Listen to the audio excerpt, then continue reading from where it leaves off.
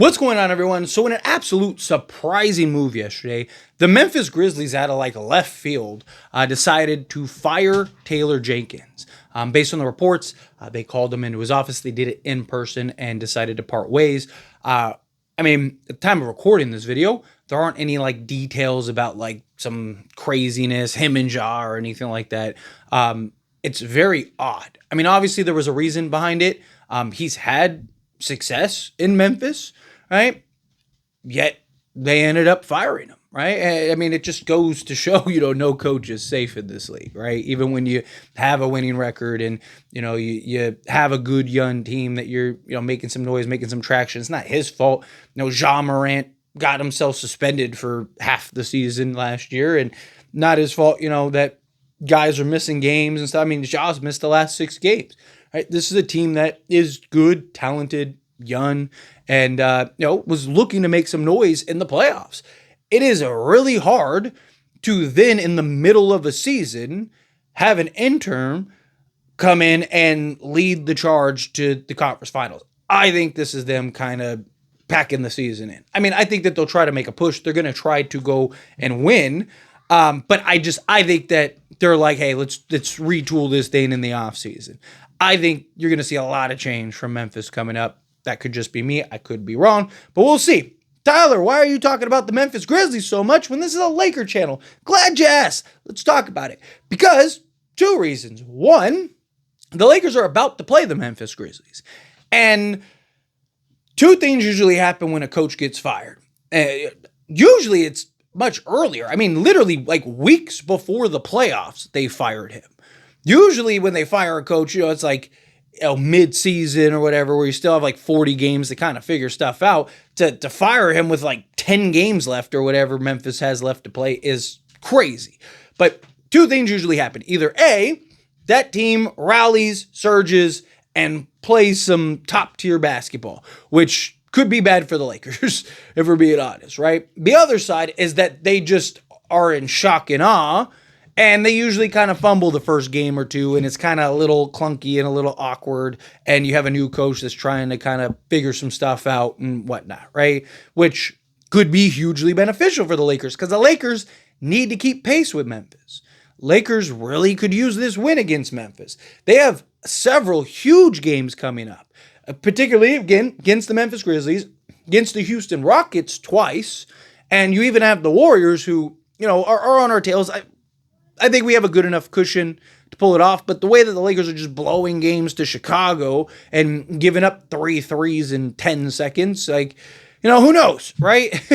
Who knows with this Lakers team? This Lakers team loves to kind of keep you guessing, keep you on your toes. But the other big reason, the other big thing is there is a very big chance that the Lakers end up playing Memphis in the first round.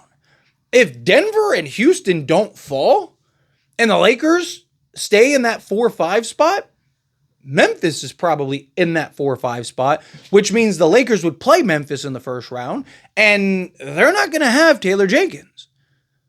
That is really, again, that could be the difference between you winning a playoff series or not, right? Because, however they feel about Taylor Jenkins, he's familiar with the Lakers in the playoffs, right? Yeah, this team has some differences, obviously, but he is a good coach, right? He had his systems, he had his understanding, he knew how he wanted his rotation to be, he knew how he wanted his players to be, right? Now you're basically tearing everything down and, going at it. It's like buying a house that's turnkey, but going you know what, let's gut it, right?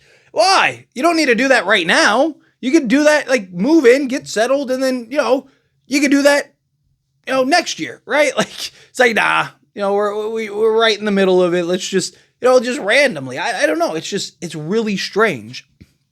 And again, that could be the difference between you winning a playoff series or not, because now Memphis is going against the Lakers, again, assuming that they end up meeting up and matching up, which again is a very real possibility. You can make an argument it's the most likely scenario and possibility, right? Because otherwise, Lakers have to win 2 games against Houston, right? They got to beat Memphis. They got to, they need the Denver Nuggets to stumble, right? There's a lot of still potential possible outcomes. A lot. I mean, Lakers could still get anywhere from the 2 to technically, I mean, play-in, I think, is still within range. I don't think that they fall to the play-in, but there are kind of the West is just so tight and so jam-packed, right? Lakers go on a 4 or 5 game win streak, all of a sudden they're the 2 seed again, and if they just hold on, you look up and that's it, right? But again, it's very likely they could end up playing the Memphis Grizzlies. And now Memphis is going to go into a series without a head coach. And look, we'll see how the interim does. Might do great. He might be better. He might be worse, right? But there's a lot of unknown and a lot of mystery. And you don't have the games to really prepare and prep yourself before now you got to jump into a series against a team like the Lakers that have Luka and LeBron, right? Which, again, I'm totally okay with. Right? Like, now I kind of feel like I want to play Memphis more than anybody. I made a video last night talking about like the ideal path, in my opinion, to get to the NBA Finals. And I said the Warriors, Houston, OKC to get to the Finals, right? I think those three teams, I think Lakers match up against really well. I think experience is going to go a long way, which Lakers are very experienced, right? I don't know. I think Memphis might be the best matchup at this point because they might be so disorganized and not really have a proper game plan. And, how much trust is the players going to have in the interim coach, right? I'm not saying that they're not going to respect them or they're not going to listen to them or anything like that. But, you have 10 games to kind of figure things out. And then you jump into the playoffs and you play a team like the Lakers that have LeBron and Luka.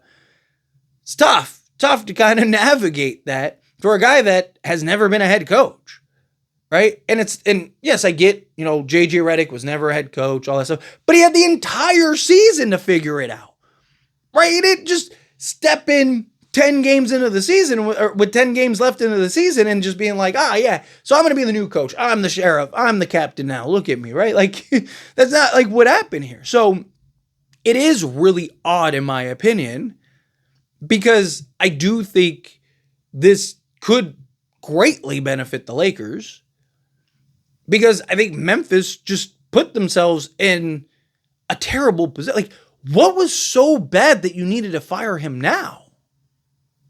Right? Like, is Jenkins really worse? Right? Like, are you really in a worse position with Jenkins going into the playoffs against whoever, whether it's the Lakers or somebody else, than you are firing the coach with 10 games left, having the interim head coach come in, and now, like, something had to have happened. Like, this doesn't make sense. I don't know if there was, like, an incident. Ja was like, I want to be traded in the offseason unless you fire him, which even then, you could have fired him in the offseason, right? Like, I don't get it. It's really odd. Again, I don't want to speculate, right? Like, there's a million potential paths. I mean, Memphis could have just been like, hey, let's get off of them now, so that way they at least have time to kind of figure some stuff out, and let's see if the interim is good enough to maybe take over next season, right? Maybe they are interested in that. Right? Maybe that's why they made the decision. I mean, it could be as simple as that, right? They just trust the interim more than they trust the Jenkins, right? Taylor Jenkins. I don't know. It's very bizarre to me that you would do this, again, 10 games into the season. I can't think of a situation off the top of my head, where this has happened. Obviously, coaches get fired mid-season all the time. I mean, coaches have been fired 10 games into the season. Lakers have fired, Mike Brown? Didn't they fire Mike Brown like 9 games into the season or whatever? Right? So, like, guys getting fired early in the season, middle of the season, that happens all the time. But for a coach to be fired with, a couple handful of games left right before the playoffs, I can't think of another time that this has happened. I mean, I'm sure that there are in like other sports of that, but I'm talking about like the NBA.